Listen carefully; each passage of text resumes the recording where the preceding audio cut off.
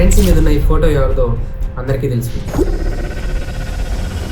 Father of the nation అని పిలువబడే మోహన్ దాస్ కరమ్చంద్ గాంధీ. అహింస గురించి బోధించిన ఈ నాయకుడి మూర్ఖపు ఆలోచనలు, సిద్ధాంతాలు, ప్రయోగాల వల్ల తన సొంత భార్య కస్తూర్బా గాంధీ గారు బలయ్యారు.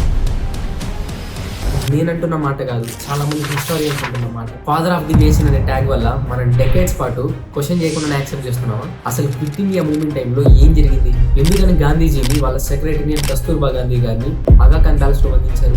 నేచర్ క్యూర్, ఫాస్టింగ్ అంటూ గాంధీ చేసిన ప్రయోగాలు ఏంటి? 2 సంవత్సరాల పాటు ఈ ప్యాలెస్ లో గాంధీజీతో కలిసి బ్రిటిష్ కస్టడీలో ఉన్న కస్తూర్బా గాంధీ గారు ఎలా చనిపోయారు? సో ఇవన్నీ తెలుసుకోవడానికి నేను క్విట్ ఇండియా మూవ్మెంట్ టైంలో కీ రోల్ ప్లే చేసిన ఆగా ఖాన్ ప్యాలెస్ కి వచ్చాను. ఇంకా లేట్ చేయకుండా అసలైన హిస్టరీలోకి వెళ్దాం.